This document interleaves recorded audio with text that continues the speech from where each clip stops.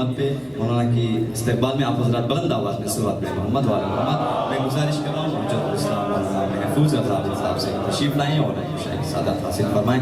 ایک اور مرتبہ بر محمد وعلی محمد صلوات.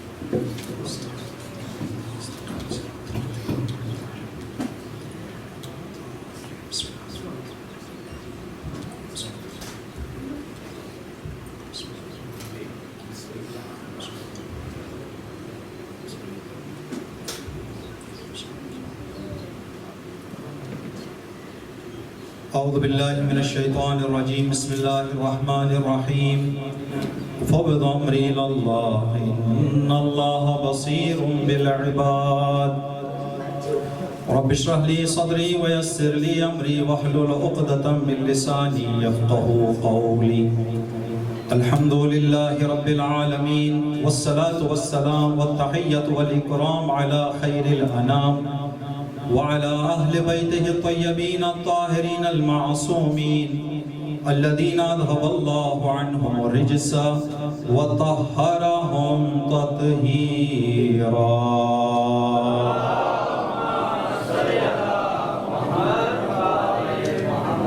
اللهم رب شهر رمضان الذي أنزلت فيه القرآن وافترضت على عبادك فيه الصيام صل على محمد وآل محمد بحق سيدتنا خديجة ارزقنا حج بيتك الحرام في عامي هذا وفي كل عام واغفر لي تلك الذنوب العظام فإنه لا يغفرها غيرك يا رحمن يا علام. وجعله اللهم مفزعا لمظلوم عبادك وناصرا لمن لا يجد له ناصرا غيرك.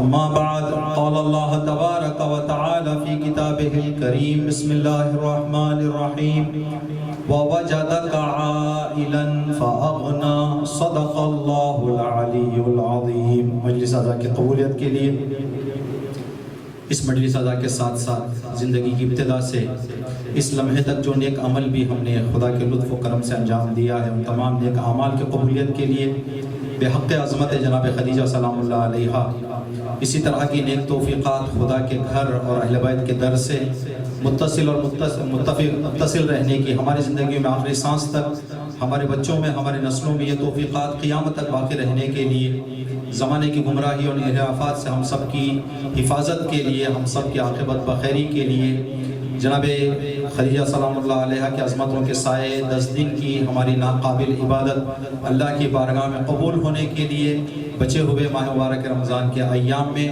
پہلے سے بہتر اس کی بارگاہ میں عبادت اور اطاعت انجام دینے کی توفیق ہم سب کو نصیب ہونے کے لیے جتنے مومنین حاضر ہیں سب کی شرعی مرادوں کے پورا ہونے کے لیے دنیا کے تمام بندگان خدا کی حاجتوں کے پورا ہونے سارے مظلوموں کے دل کی ایک ہی آواز ہے کہ امام عادل جلد اس دنیا میں آئیں اور دنیا سے ظلم کا خاتمہ کریں. تو امام زمانہ کی سلامتی اور امام کے جلد ظہور کے لیے صلوات علی محمد و آل محمد.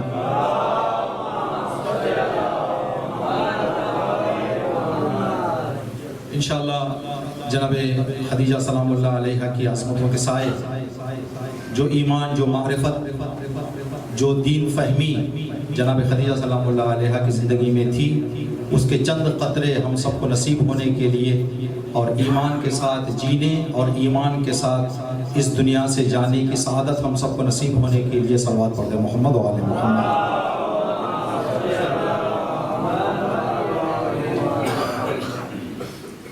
جس عظیم شخصیت اور پاک بی بی کی یاد میں یہ مجلس اعضاء کا انعقاد ہے یہ وہ بی بی ہے جس کو اگر بندہ غور کرے تو یہ کہہ سکتا ہے توحید کی عارفہ، نبوت اور رسالت کی حامیہ، امامت کی مومنہ، اسلام کی ناصرہ، قریش کی سیدہ، عرب کی ملیکہ، دور جاہلیت میں طاہرہ، تاریخ انسانیت کی بے نظیر فاضلہ، صداقت و امانت کی عاشقہ، سیدۃ النساء العالمین کی والدہ، رحمت للعالمین کی زوجہ، 11 اماموں کی جدہ ماجدہ، حضرت خدیجہ الکبریٰ سلام اللہ علیہا۔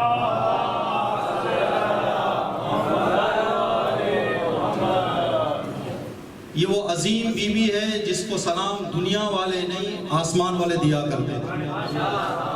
نبی فرماتے ہیں جب بھی میں خدا کی بارگاہ میں معراج پہنچا، واپسی میں یہ پیغام ضرور خدا کا مجھے ملتا تھا کہ اے رسول جب زمین پر جانا تو اللہ کا سلام خدیجہ کو پہنچاؤ۔ یہ بلند مقام اور مرتبے کو پہنچی ہوئی بی بی ہے۔ انشاءاللہ جو آیت کریمہ ہم نے آپ کی خدمت میں تلاوت کی، سورہ والضحیٰ کی آیت ہے جس میں اللہ تبارک تعالیٰ فرما رہا ہے وَوَجَدَكَ عَائِلًا فَأَغْنَى، اے رسول کار رسالت کے لیے ہم نے آپ کو خالی ہاتھ پایا تو ہم نے آپ کے ہاتھوں کو مال دنیا سے بھر دیا۔ تو یہاں تفسیر میں لکھا جاتا ہے کہ ہم نے آپ کو خدیجہ سلام اللہ علیہا کا مال عطا کر کے غنی کر دیا۔ تو یہ بی بی جس کی دولت اور نبوت کے کام آئی ہے، ایک زاویے پر آج اس بی بی کی انشاءاللہ آپ کی خدمت میں روشنی ڈالنے کا ارادہ ہے۔ وہ یہ ہے کہ جناب خدیجہ سلام اللہ علیہا کا جو آج مقام ہے، جو مرتبہ ہے، جو شرف ہے، جو عزت ہے، جو کرامت ہے، جو شوکت ہے، جو شان ہے، جو درجہ ہے، جو رتبہ ہے، جو مرتبہ ہے، اس کی جو عروج ہے وہ سب کے سامنے ہے۔ آج کے دور میں یہ سارے مقامات جو معراج اور جو عروج انہوں نے پایا ہے وہ سب کے سامنے ہے۔ جس کے سامنے نہیں ہے وہ زمانے کے پیچھے۔ کوئی جناب خدیجہ کی عظمت کے اس عروج کو نہ دیکھے تو وہ زمانے سے پیچھے ہے بندہ۔ سوال یہ ہے، یہ ماہ مبارک رمضان بھی ہے، جناب خدیجہ سے ایک نکتہ میرے لیے اور آپ کے لیے یہ بات لے کر ہم جائیں کہ جناب خدیجہ سلام اللہ علیہا نبی کے گھر آ کر خدیجہ بنی یا نبی کے گھر آنے سے پہلے خدیجہ تھیں پہچانی گئی؟ سوال غور کریں، جناب خدیجہ کی شخصیت نبی کے گھر آ کر بنی ہے یا نکھار آیا ہے؟ آپ کی شخصیت تعمیر ہوئی ہے یا آپ کی شخصیت تشہیر ہوئی ہے؟ بہت بنیادی سوال ہے۔ اگر ہم کہیں کہ شخصیت بنی ہے یا یوں کہیں کہ شخصیت تیار ہوئی ہے یا شخصیت سے پردہ اٹھایا گیا ہے، اگر شخصیت بننے کی بات ہم کریں وقت زیادہ لگے گا، اگر پردہ اٹھنے کی بات کریں شخصیت سے پردہ اٹھا ہے تو شخصیت سے پردہ اٹھنا لمحوں کا کام ہے۔ ٹھیک ہے، ایک مثال آپ کی خدمت میں عرض کریں گے بات بہتر سمجھنے کے لیے۔ ایک کمپنی کار بنانے والی اپنی ماڈرن کار اس نے تیار کی، جب لانچ کرنے کی نوبت آتی ہے میڈیا والوں کو بلائے گی، اپنے بزنس فیلڈ کے لوگوں کو بلائے گی، کسٹمروں کو تھوڑے سے دعوت دے گی، ایک پلیٹ فارم میں اس پروڈکٹ پہ ایک پردہ ڈالا جائے گا۔ جب وہ پردہ پڑا ہوا ہے تو ایک پروگرام میں، ایک جلسے میں اس پردے کو کیا کیا جاتا ہے؟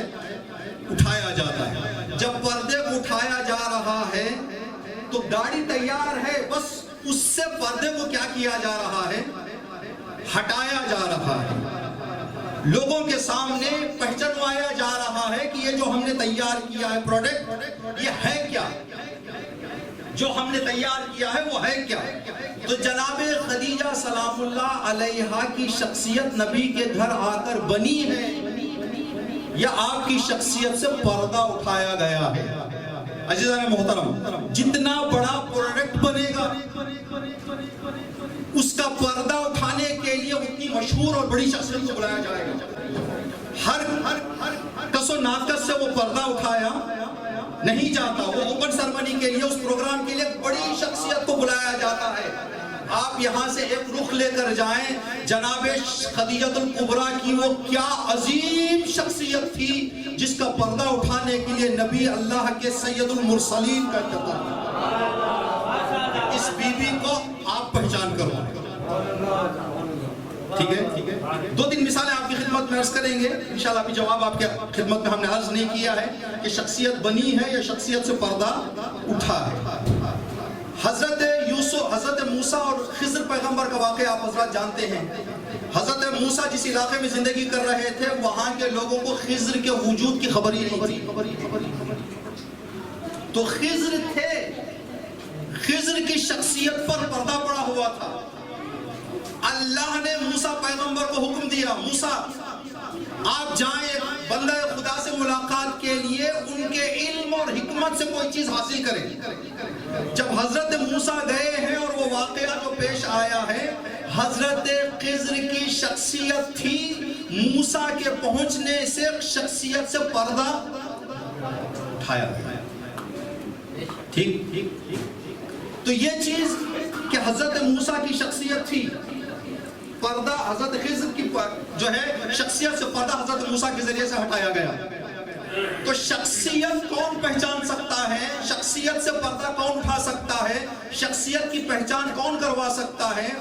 جس بندے کی زندگی میں شخصیت ہو وہ شخصیت پہچان سکتا ہے، جس کے پاس شخصیت نہ ہو وہ شخصیت کو نہ پہچان سکتا ہے نہ پہچانوا سکتا ہے۔ ٹھیک ہے، ہم جناب خدیجہ سلام اللہ علیہ کی مجلسوں میں یہ بات عرض کیا کرتے ہیں اکثر جشن میں یا مجلس میں کہ نبی کریم کے گھر دوسرے بھی ازواج آئے تھے، ٹھیک ہے، لیکن ان میں اور جناب خدیجہ میں فرق کیا تھا؟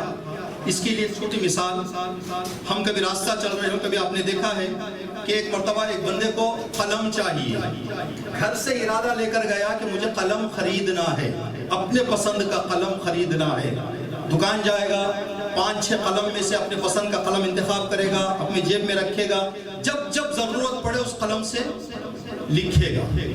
کبھی کبھی کیا ہوتا ہے، کبھی کبھی انسان راستہ چل رہا ہے، دیکھا کہ ایک فقیر ہے جو سڑک پہ بیٹھ کر کوئی قلم بیچ رہا ہے، اس کا مقصد قلم بیچنا نہیں ہے، اس کا مقصد اس قلم کے ذریعے سے لوگوں سے مدد لینا ہے۔ بندے کا دل رحم کھا گیا، رحم آ گیا دل پہ، کہا کہ بیچارے کا فائدہ ہو جائے گا، ایک چھوٹا سا پیسہ دے کے قلم جیب میں رکھ لیا۔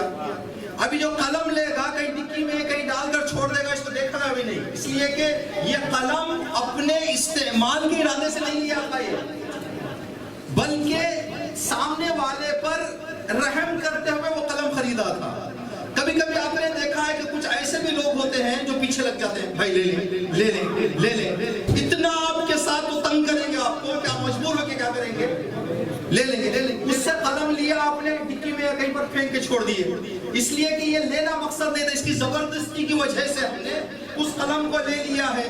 وہ قلم جو ہمارے جیب میں ہے اور ہم لکھ رہے ہیں بار بار، وہ ہماری پسند اور چاہت، وہ ارادے کا قلم ہے۔ باقی کے جو ہیں یا تو رحم میں لیا گیا ہے یا تو زبردستی لائے گئے ہیں۔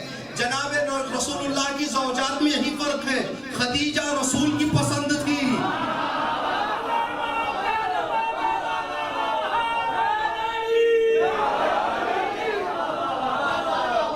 خدیجہ رسول کی پسند تھی، دوسرے جو ہے یا تو رحم میں بلایا گیا یا زبردستی تھوپا گیا۔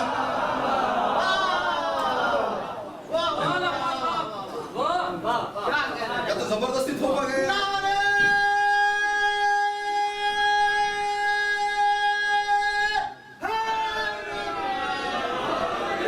پسند کی نشانی کیا ہے؟ جہاں وہ قلم جو تھی. نبی جناب خدیجہ کے بعد بار بار آ کے کہتے تھے خدیجہ جیسی کہاں ہے؟ این مثل خدیجہ.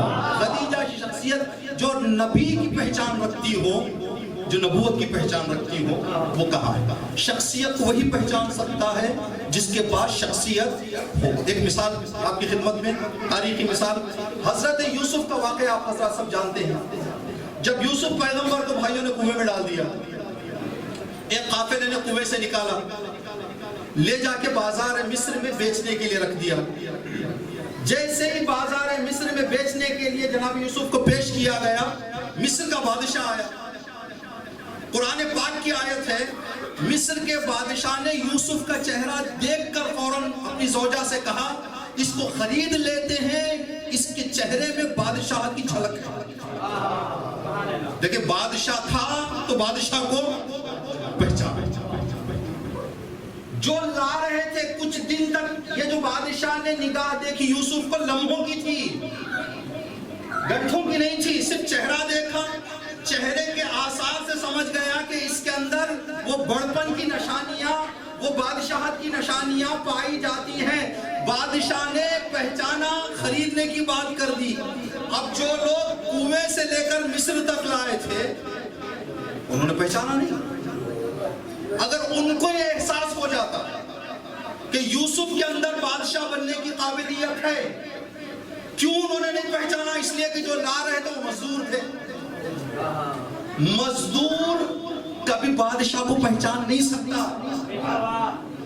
یہ اس لیے کہ ان کے اندر وہ بادشاہت کو پہچاننے کی طاقت اور صلاحیت تھی نہیں, انہوں نے پہچانا نہیں. جیسے یوسف کو بادشاہ نے دیکھا فوراً پہچان لیا کہ اس کے اندر وہ بادشاہ ہونے کی جھلک موجود ہے. ٹھیک, اب جو قافلے والے لا رہے تھے انہوں نے سوچا چہرے سے تو خوبصورت ہے, ہمارے جیسا ہی چھوٹا موٹا کوئی آگے پیچھے کا ایک مزدور ہوگا. یہ سوچ کر ساتھ لے کر انہیں مارکیٹ میں بیچنے کے لیے رکھا. اگر یوسف کے اندر مزدوری کی نشانیاں ہوتی بادشاہ نہ خریدتا. بادشاہ کو وہ بادشاہت کی جھلک چاہیے تھی. تو یہاں پر جو قافلے والے لاتے لاتے راستے میں سوچ رہے تھے یہ ہم جیسا ہی آگے پیچھے کا ایک مزدور ہے, یہ یوسف کی شخصیت میں کمی تھی یا ان کی عقلوں میں کمی تھی؟ کیا ہے جواب آپ کا؟ مسئلہ کہاں تھا؟ ان کی سمجھ میں مشکل تھی یا یوسف کی شخصیت میں کمی تھی؟ یوسف کی شخصیت تو اپنی جگہ موجود تھی, ان کے عقلوں میں, ان کے فکروں میں, ان کے خیالوں میں وہ نقص اور عیب تھا جو یوسف کو نہیں پہچان سکے. اس واقعے سے یہ بھی ایک آپ نقطہ لے کر لے لیں کہ جو انسان کسی بڑی شخصیت کو اپنے جیسا کہتا ہے اس کے عقل کم ہونے کا ثبوت دے رہا ہے. وہ بتا رہا ہے کہ میری عقل کم ہے, میں انہیں سے سمجھ پا رہا ہوں. اگر سمجھ ہوتی تو وہ بات نہ کرتا. ٹھیک, تو بادشاہ مصر نے خرید لیا. ٹھیک ہے, تو جو بندہ جیسا ہوتا ہے وہ نگاہ سے دیکھتا ہے. کبھی کم عقل میں وہ بلندیوں کی پہچان نہیں ہوتی. کہتے ہیں کہ ایک پاگل ہاسپٹل میں ایک علاقے کا منسٹر وزٹ کرنے کے لیے پہنچا, تو انہوں نے کیٹیگری بنائی ہوئی تھی. جو زیادہ پاگل تھے ان کو صرف شیشے سے بتایا کہ دیکھیں بھئی یہ پیشنٹس ہیں ہمارے. جو تھوڑا سا درمیانی پاگل تھے ان کے کمرے میں لے جا کے, دور سے نہیں کمرے میں لے جا کے بتایا. لیکن جن کی دیوانی تھوڑی کم تھی ان کے قریب لے جا کر ملاقات کروائے منسٹر صاحب. تو یہ ایک پاگل سے جا کے مل کے کہنے لگے آپ جانتے ہیں میں کون ہوں؟ کہا کون ہے؟ کہا میں اس علاقے کا منسٹر ہوں. تو اس نے کہا جب ہم بھی یہاں پر آ کے ایڈمیشن لیے تھے یہی کہہ رہے تھے, ہمارا بھی ایڈمیشن کروایا گیا تھا تو ہم بھی منسٹر ہی بن کے آئے تھے یہاں پہ. تو بندہ جیسا ہوتا ہے آگے والے کو, جس کے پاس شخصیت ہو وہ شخصیت پہچانے گا, جس کے پاس شخصیت نہ ہو وہ پہچان ہی نہیں سکے گا. اگر نبی کو کوئی اپنے جیسا کہہ رہا تھا مطلب مسئلہ یہاں پر تھا کہ ان کے پاس وہ درک نہیں تھی کہ پہچانے. تو یہاں سے یہ بات ہمیں پتہ چل گئی کہ شخصیت کو پہچانتی ہے. خدا ہماری جان قربان جناب خدیجہ الکبریٰ کی عظمت پر. یہ وہ بیوی ہے جس بیوی کی شخصیت کو سید المرسلین نے پہچانا. اب یہاں سے جو سوال تھا اس سوال کا جواب اور مختصر کچھ نکات آپ کی خدمت میں جلدی سے اور ہفتے مسائل. اگر انسان کے اندر شخصیت ہو تو مسئلہ نہیں ہے. اگر انسان کے اندر شخصیت ہو تو جو شخصیت شناس ہے وہ اس کو اپنی طرف بلا لے گا یا خود اس کی طرف آ جائے گا. جناب خدیجہ اور جناب ام البنین کے رشتے میں فرق کیا ہے؟ جناب خدیجہ کا رشتہ ایسا تھا، جناب خدیجہ نے ایک بندے کے ذریعے سے نبی کے گھر اپنا پیغام پہنچایا. لیکن جناب ام البنین کے لیے امیر المومنین نے عقیل کے ذریعے سے پیغام پہنچایا. تو اگر قابلیت اندر موجود ہو، درخواست بھی بھیجی جائے تو قبول ہو جائے گی، گھر بیٹھے رہو تو بلانے آ جائے گی. اگر شخصیت نہ ہو تو نہ درخواست قبول کی جائے گی نہ ڈھونڈنے کے لیے آیا جائے گا. عزیزان محترم، جناب خدیجہ ہم لوگوں کو آج کا یہ پیغام دے رہی ہے، اے میری مجلس میں آنے والوں، تم شخصیت اپنی بڑھا لو، اپنے وقت کا امام تمہیں خود ڈھونڈ لے. تمہیں امام کی تلاش میں نکلنے کی ضرورت نہیں ہے، تم شخصیت بڑھا لو اپنی. بات آ گئی ہے.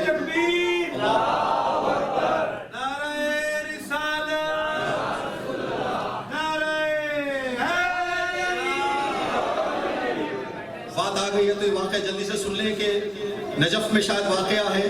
ایک بندہ خدا جو بڑا پابند صوم و صلات تھا، اس نے یہ کہیں پڑھا کہ 40 ہفتے امام کی دیدار کی نیت سے اعمال انجام دینے سے امام کا دیدار نصیب ہوتا ہے.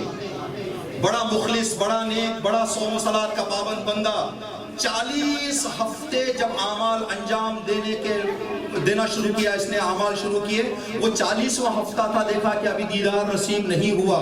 اس نے کہا کہ میرے اعمال میں کمی تو نہیں رہ گئی، یہ آخری ہفتہ ہے، اگر یہ آخری ہفتہ گزر جائے تو پھر امام کا دیدار تو مجھے نہیں ہوگا. ڈرتے ڈرتے اعمال انجام دینا شروع کیا تو پیچھے سے آواز آئی، اے ہمارے دیدار کے لیے اعمال انجام دینے والے، کل نجف کی فلاں گلی میں فلاں دکان میں اتنے بجے تیرے سے ملاقات کا وعدہ. بندہ خدا کا شکر بجا لایا کہ وعدہ ملاقات کا مل گیا. پہنچا، گھبراتا سہمتا دروازے پہ پہنچا تو دیکھا کہ ایک تالا صحیح کرنے والے کی دکان ہے، تالا ریپیئر کرنے والے کی دکان. کھڑا ہو گیا، جا کے بتایا ہے نہیں. اتنے میں کسٹمر آنے شروع ہوئے اس کے. ایک بندہ آیا، آ کر کہنے لگا کہ بھائی یہ میرا تالا ہے، یہ تالا صحیح کرنا ہے مجھے. کہا کہ ٹھیک ہے، آپ 2 دن بعد آ کے لے جائیں اس میں. نہیں، مجھے آج ہی چاہیے. کہا کہ پھر آپ دوسرے کسی تالا ریپیئر کرنے والے کے پاس چلے جائیں، میرے پاس نہیں، اس لیے کہ اگر میں آپ کے کام کو آگے رکھ دوں گا تو جن لوگوں کو میں نے وعدہ دیا ان کے کام پیچھے رہنے پڑیں گے. میں وعدہ خلافی نہیں کرتا، آپ مہربانی کریں یہ دوسرے دکان میں لے کے جائیں. تو اس نے کہا کہ اگر میں آپ کو یہ بتاؤں کہ یہ تالا امام زمانہ نے بھیجا ہے تب بھی آپ ابھی ریپیئر کر کے نہیں دیں گے؟ دکان والے نے مسکرا کر کہا کہ میرا مولا کبھی وعدہ خلافی کا حکم دیتا ہی نہیں، کبھی میرا مولا وعدہ خلافی کرنے کا حکم نہیں دیتا. یہ کہنے کے بعد اس نے اپنا تالا لیا. جاتے جاتے جو بندہ دیدار کے انتظار میں کھڑا ہوا تھا اس کے شانے پہ ہاتھ رکھ کے کہا، تم اس طرح بن جاؤ ہم خود آ جائیں گے. تم اس تالا صحیح کرنے والے جیسا اپنا کردار اپنا لو، تمہارے سامنے دیدار کروانے کے لیے ہم خود آ جائیں گے. یعنی امام بتا رہے تھے میں ہی تھا جو یہاں آیا ہوا تھا. تم وعدے کے وفادار بن جاؤ، امانت کے پکے بن جاؤ، تمہارا دیدار ہم کریں گے. تو عزیزان محترم، اگر ہم امام کا دیدار چاہتے ہیں، جناب خدیجہ نے بتایا کہ تم قابلیت اپنی بڑھا لو، نبی خود ڈھونڈ لیں گے، امام خود ڈھونڈ لیں گے، تمہاری درخواست قبول کر لیں گے. یہ بات عرض کرنے کے بعد اب ہم امام حسین علیہ السلام کا ماتم کرنے والے اپنے آپ کو، امام حسین علیہ السلام کے عزادار اپنے آپ کو، یہ بڑا افتخار بھی ہے ہمارا. حسین کون ہے؟ حسین وہ ہے جس نے ایک نگاہ سے ایک نگاہ سے جب قابلیت دیکھی، ایک نگاہ سے وہب کو لے لیا، ایک صدا سے زہیر کو لے لیا، ایک خط سے حبیب کو لے لیا، ایک کرم اور عطا سے غل کو لے لیا۔ حسین پیغام دے رہے ہیں تم قابل تو بن جاؤ، لینے کے لیے میں تیار ہوں۔ تم قابلیت تو اپنے اندر ایجاد کرو، اگر قابلیت تمہارے اندر آ جائے تو میں تمہارا انتخاب کرنے کے لیے صرف جھلک آ جائے حسین کی کافی۔ تو جناب خدیجہ سلام اللہ علیہا شخصیت آپ کی پہلے ہی سے بنی ہوئی تھی۔ دیکھیں جناب خدیجہ جس ماحول میں زندگی کر رہی تھی دور جاہلیت تھا، اسلام ابھی شروع نہیں ہوا تھا، نبی سے شادی کے 10 سال بعد نبوت کا اعلان ہوا ہے۔ ایسا نہیں کوئی کہے کہ نبوت کا اعلان ہونے کے بعد کون بندہ شادی کرنا نہیں چاہتا۔ جناب خدیجہ جب نبی سے رشتے میں آئی ہیں، نبی نہیں تھے، اعلان نبوت نہیں ہوا تھا، اعلان نبوت ایک عرصے کے بعد ہوا ہے۔ تو یہ بات ہم اکثر کہا کرتے ہیں، کسی عزت دار گھرانے میں رشتہ آ جانا یا کسی عزت دار گھرانے میں ولادت کا پا جانا کمال نہیں ہے، اس گھر کی عزت کو بچانا کمال ہے۔ نبی کے گھر کو آ جانا زوجہ بن کے کمال نہیں ہے، زوجہ بن کے زندگی کرے اور نبی پر انگلی آنے نہ دے، یہ کمال ہے، یہ عظمت ہے۔ تو جناب خدیجہ دور جاہلیت میں آپ کو کیا لقب دیا گیا تھا؟ طاہرہ۔ جاہلیت کے لوگ جہاں نبی کو امین اور صادق کہتے تھے، وہی لوگ جناب خدیجہ کو طاہرہ کہتے تھے۔ طاہرہ یعنی اپنے پردے کی حفاظت کرنے والی خاتون۔ جناب خدیجہ سلام اللہ علیہ خواتین کے لیے پیغام دے رہی ہیں، جاہلیت میں جو اپنا پردہ بچائے اس کو نبی اپنے گھر بلاتے ہیں، جو اسلامی ماحول میں رہ کے پردہ نہ بچا سکے، اسلامی ملک میں رہ کر پردہ نہ بچا سکے، اور ہم کہیں گے بھئی ہم کچھ بن رہے ہیں دینی راستے میں، نہیں۔ جناب خدیجہ نے پیغام دیا ہے، میں جاہلیت کے دور میں میں نے اپنا پردہ بچایا ہے، اور جاہلیت والوں سے میں نے طاہرہ کا لقب لیا۔ ابھی کوئی اسلامی ملک جیسے یہاں کا ملک ہے جہاں اسلامی جو ہے قوانین جاری ہیں، ایسے ملک میں رہ کر بھی پردے کی ہم جو ہے خیال نہ کریں تو یہ بہت بڑا نقص ہے ہمارے لیے، بہت بڑی کمی ہے۔ تو جناب خدیجہ سلام اللہ علیہا کا ایک بہت بڑا عظیم شرف یہ تھا کہ آپ ولایت و امامت و توحید و رسالت کی عارفہ تھی۔ ماہ مبارک رمضان کی دعاؤں میں ایک صرف ہمیں اتنا بتا دیں، تشریف لا رہے ہیں، ایک صلوات پڑھتے محمد والے۔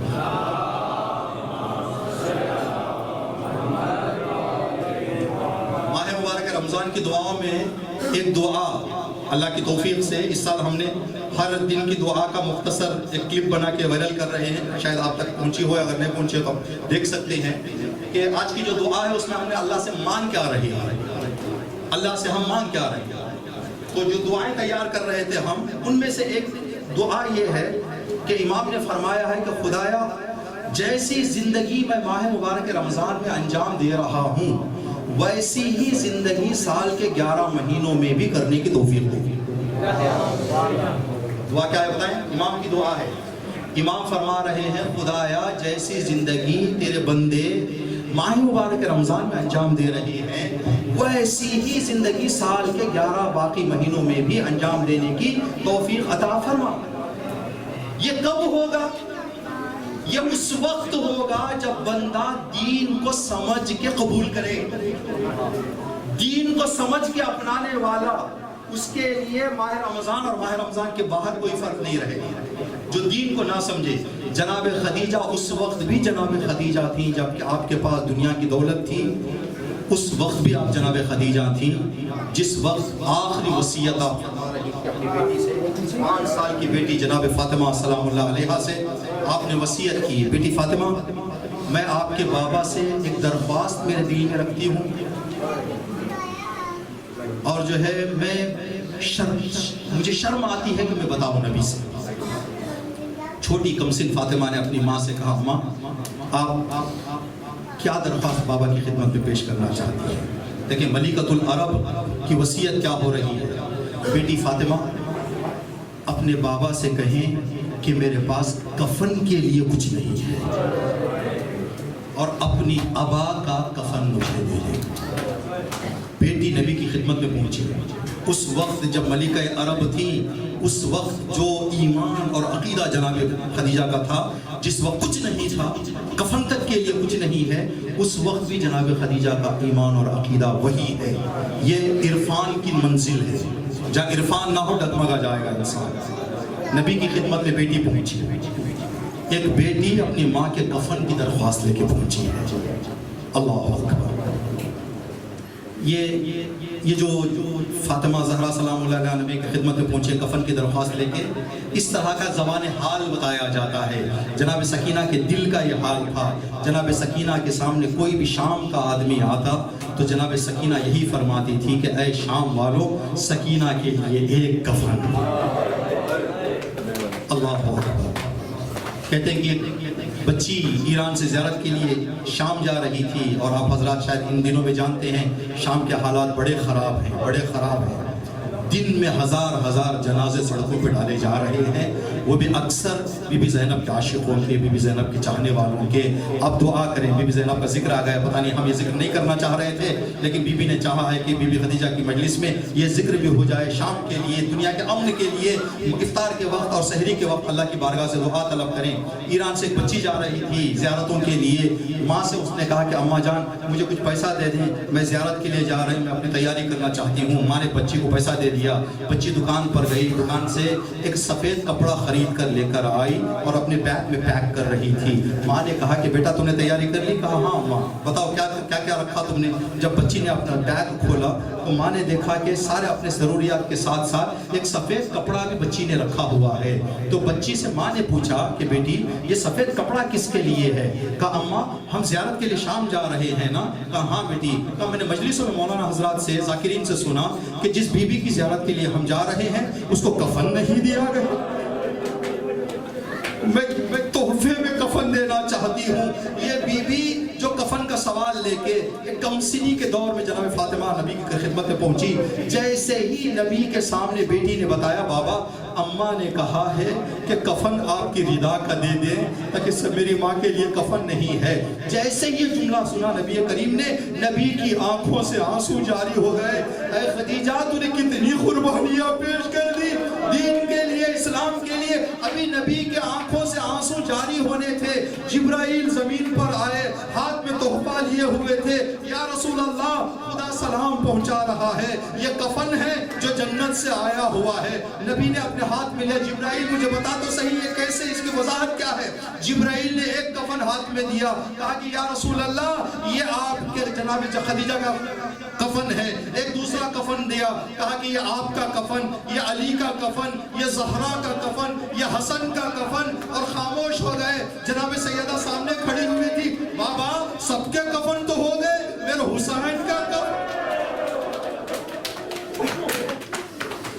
جبرائیل نے کہا فاطمہ یہ حسین کی غربت ہوگی, کربلا کی ریت حسین کا کفن. الا لعنت اللہ علی القوم الظالمین سيعلم الذين ظلموا أي منقلب ينقلبون. ربنا تقبل منا إنك أنت السميع العليم.